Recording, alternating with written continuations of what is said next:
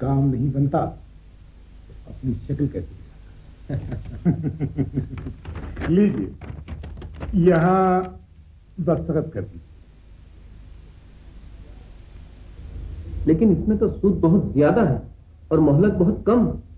नवाब साहब, मोहल्लत के लिए तो उम्र अजीज भी काफी है। काम बन गया, यही गनीमत जानिए।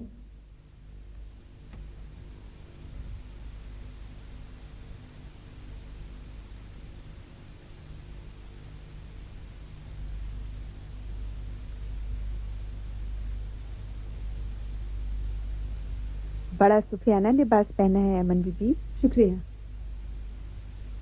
लेकिन हमारी आज एक ख्वाहिश है कि हम तुम्हें हैदराबादी लिबास पहनाकर अपने साथ ले जाएं। लेकिन सरकार, मैंने अपने लिए कोई हैदराबादी लिबास बनवाया नहीं। शमशाद जी। तुम शमशाद के साथ चली जाओ, ये तुम्हें हैदराबादी लिबास पहनाएगी। मगर मैंने ये लिबास कभी पहना नहीं है। तुम्हें इनकार है तो हम मजबूर नहीं करेंगे। नहीं सरकार, आपका हुक्म से आंखों पर। शमशाद जी। आओ अमन बीबी।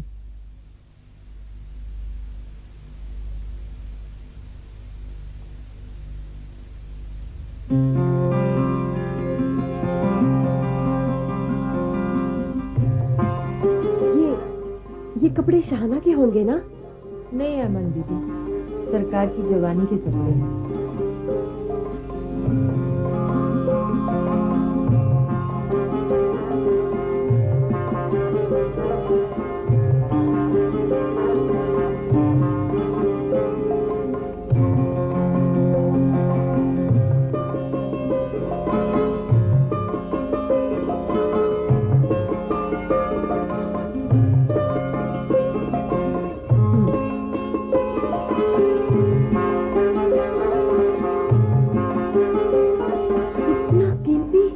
सरकार के पास ऐसे बहुत सारे हार हैं जो उन्होंने कभी पहने ही नहीं।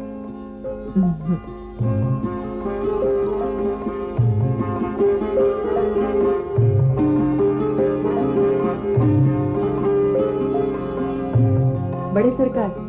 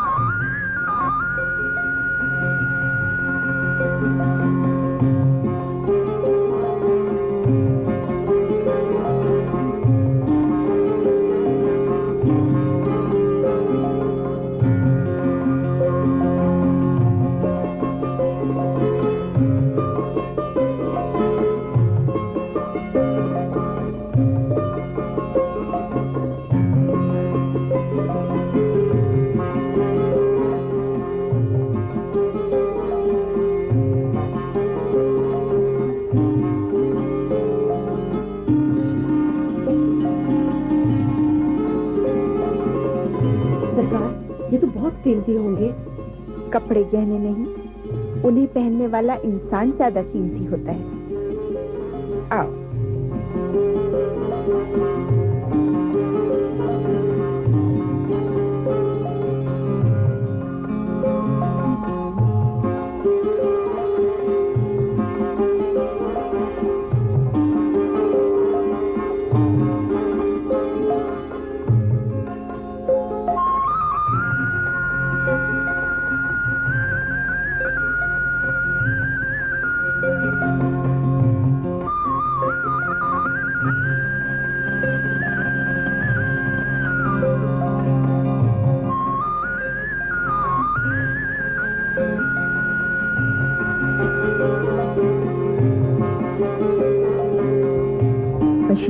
कोशिश करो कि हम बारात से पहले पहुंच जाएं। मजली बेगम को इतराज होगा कि हम बाराती बनकर आए हैं।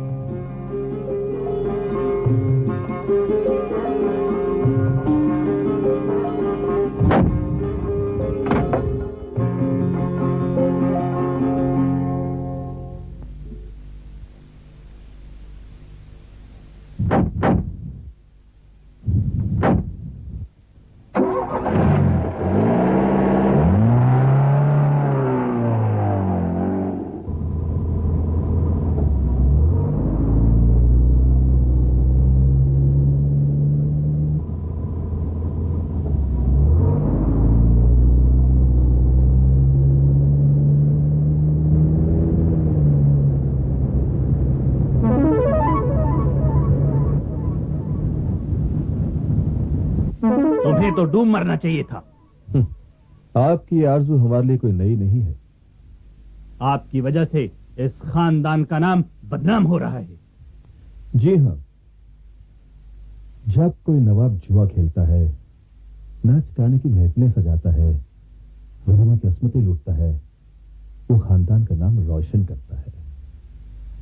मगर जब कोई नवाब शायरी करता है या पेंटिंग करता है, वो खानदान का नाम बदनाम करता है। लेकिन शरीफ खानदान के लोग वो हरकत नहीं करते जो आपने की है। वहम का कोई इलाज नहीं, फिर भी मैंने एक राह ढूंढी है आपकी तस्कीन के लिए। मैं अपनी जायदाद का हिस्सा आपके नाम कर रहा हूं। मेरे जेवरात, वालिदा मेहरूमा की अपनी जायदाद, वो भी आपके नाम कर रहा हूं। बस सिर्फ अब्बा जान की तालाब वाली कोठी अपने पास रख रहा हूं, वो भी तब तक जब तक मैं जिंदा हूं। भाईजान, मैं गरीब हो रहा हूं, मगर एक शर्त है, आप उस राह कभी नहीं आएंगे और मैं इस हवेली में कभी कदम नहीं रखूंगा। ये मेरी शर्त है।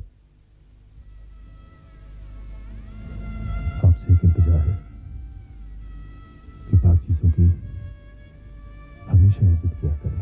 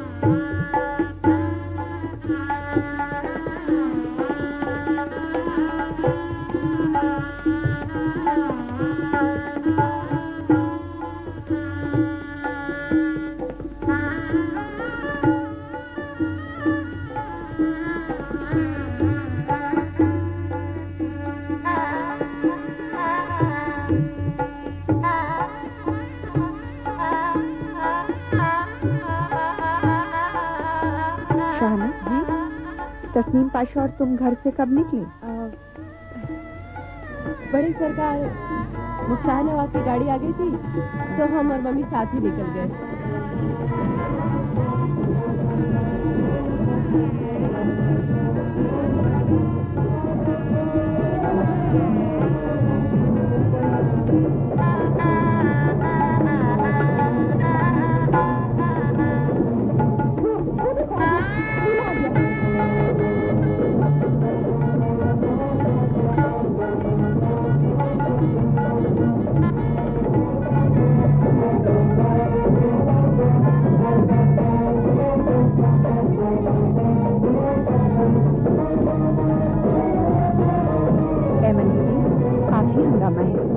तुम भी देखना चाहो तो जाओ। शमशाद, पान तो लगाना।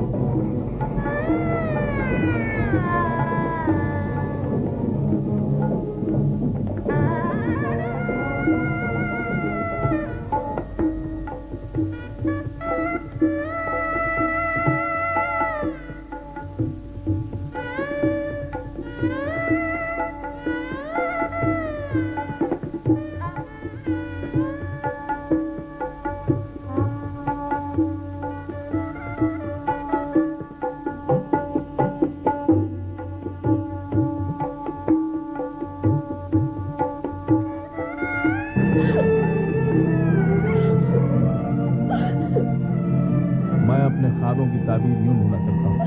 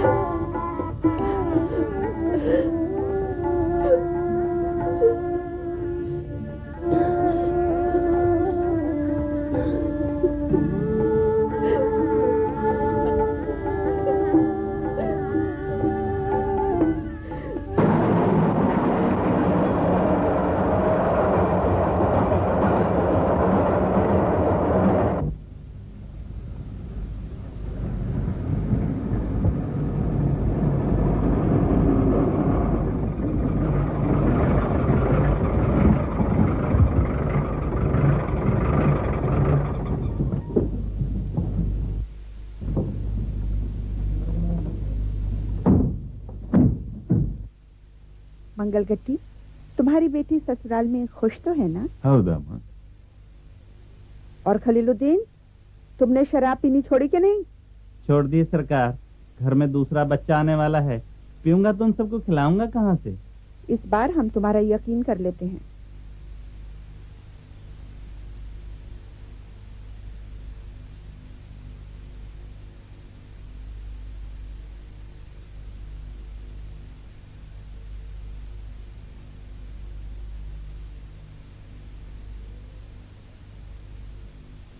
अरे तुम दोनों यहाँ क्या कर रही हैं? कान चोर निवाले हाजिर।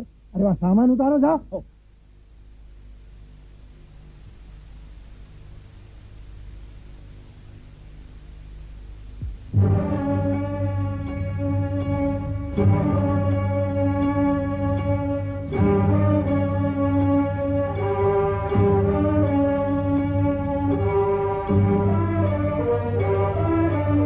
क्या देख रही बीबी?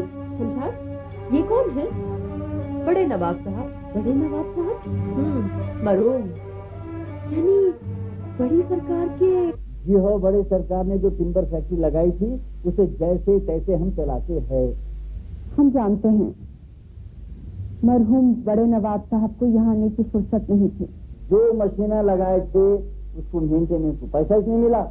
मशीना बैठ गए तो कुछ मजदूरों को निकालना पड़ा। आजर नवाब फैक्ट्री के ही काम से जर्मनी गए हैं। यहाँ मजदूर हड़ताल कर दिए ना। ये बहुत बुरा हुआ जो इतने सारे मजदूर निकाल दिए गए।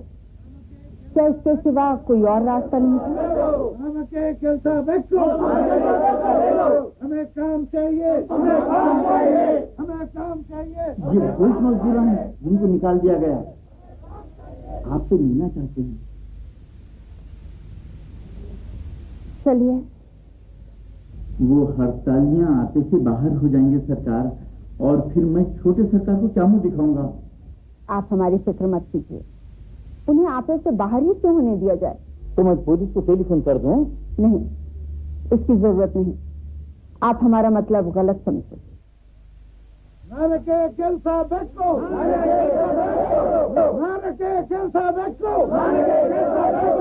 काम चाहिए,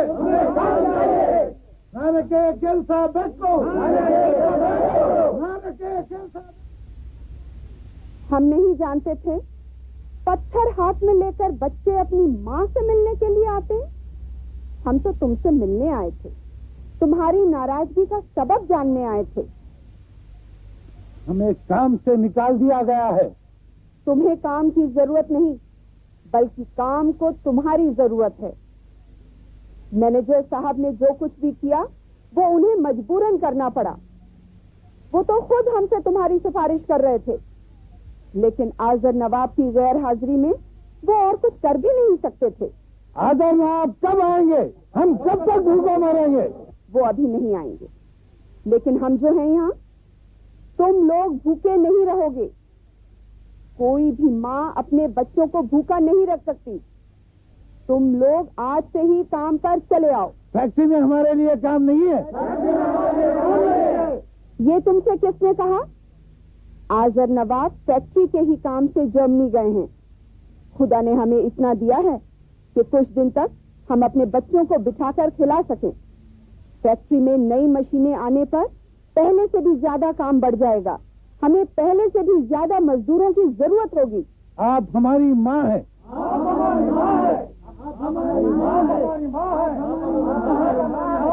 बड़ी सरकार, मजदूरों की तनख्वाह की रकम बहुत जास्ती हो जाएंगी। आइए सरकार।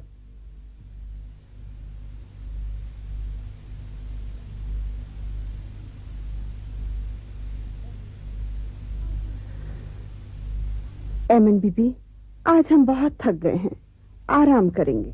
जी। डांडेली खूबसूरत जगह है, तुम चाहो तो घूम आना। जी। क्या बात है फसलूर भाई, वो गोद में है? क्या बोलना जी? बड़े सरकार। आइए मुंशी साहब। सरकार, ये हैदराबाद को आया था तार, तो यहाँ भिजा दिए दफ्तर वाले। एमन बीबी जरा देखना। आपकी सालगिरह पर मुबारकबादी का तार है। आज नवाब का होगा। जी, जर्मनी से ही आया है।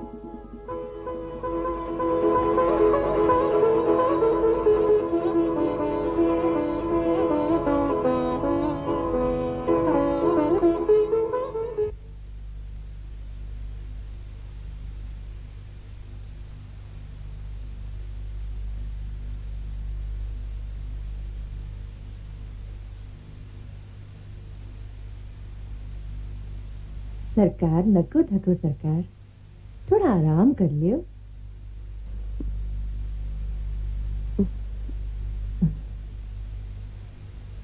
आजर नवाब ने फैक्ट्री को जिंदा करने का बीड़ा उठाया है। उसकी गैर हाजिरी में अगर हम कुछ कर सकें तो हमें खुशी होगी। हाँ सरकार, मेरे को मालूम नहीं क्या? अल्लाह बड़े नवाब साहब को करवट करवट जन्नत नसीब करो।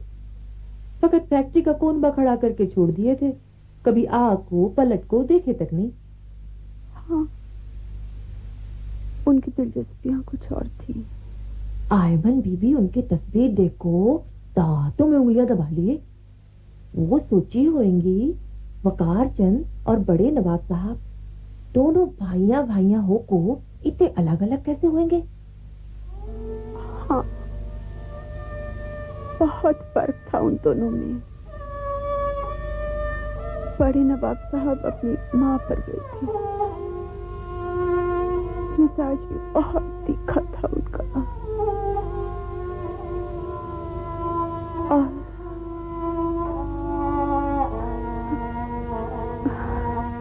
शमशाद,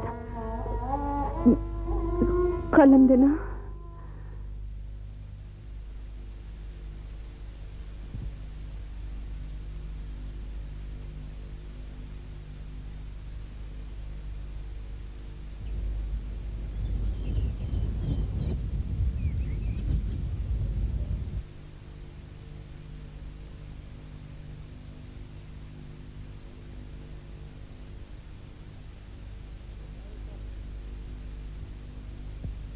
ये प्राइवेट प्रॉपर्टी है। कौन? आप? अजीब इत्तेफाक है।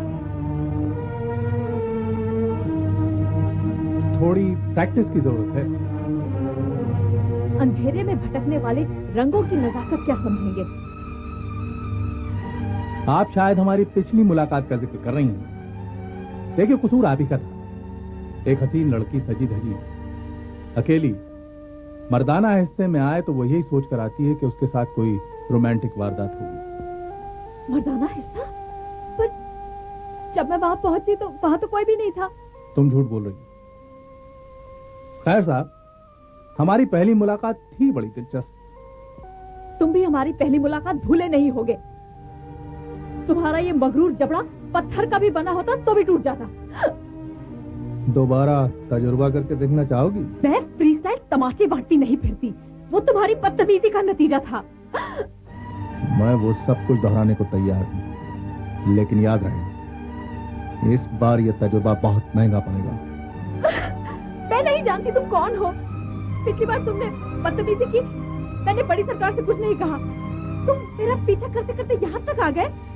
इस बार मैं तुम्हारी शिकायत जरूर करूंगी। पिछली बार शिकायत क्यों नहीं की? जहां तक हो सके मैं अपने मामले खुद निपटाया करती हूँ। नाकाम तमाचे मारकर? मैंने नवाबजादों के आवारगी के किस्से सुने थे, इसीलिए खुद तजुर्बा करना चाहती। क्यों? कौन हो तुम? मैं जो कोई भी हूँ उससे तुम्हारा कोई ताल्लुक नहीं। फिर किससे ताल्लुक है तुम्हारा? बड़ी सरकार से या उनके साहबजादे आजर नवाब से। आजर नवाब से? कब से है तुम्हारा ताल्लुक आजर नवाब से? ताल्लुक है, लेकिन वो ताल्लुक नहीं जो तुम्हारा गंदा जहन सोचता है।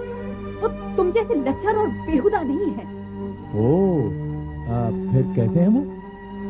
मैं उनसे तुम्हारी शिकायत करूं तो वो तुम्हारी ये तनी हुई गर्दन मरोड़ कर फेंक देंगे। ओहो, लिल्ला, आप नवाब साहब को नहीं कहिएगा। I am so sorry. आप ठीक तो हैं? आप वादा कीजिए कि आप नवाब साहब को कुछ नहीं बताएंगे। नहीं दूंगी। ये आपकी पेंसिल। सुनिए। क्या है? नवाब साहब को मेरा सलाम कहिएगा।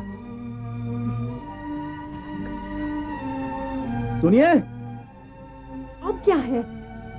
बस यूं ही आपको दोबारा देखना था। ये भी उनसे मत कहिएगा।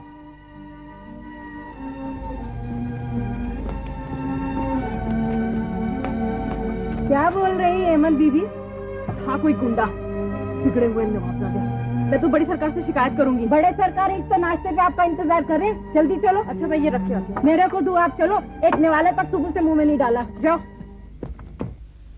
तुम सवेरे काली नदी पर पेंटिंग के लिए गई थी? जी। उस समय चट्टाने, नदी, उसमें झलकते हुए पेड़ों का हरा रंग चढ़ते हुए सूरज में निराले ही लग रहे थे। जब तुम्हारी तस्वीर पूरी हो जाए तो हम देखना चाहेंगे। जरूर दिखाऊंगी। सरकार, मैं आपसे कुछ कहना चाहती थी। हाँ हाँ, कहो, क्या बात है? कोई शिकायत? जी, जिस सुबह जब मैं पेंटिंग कर रही थी तो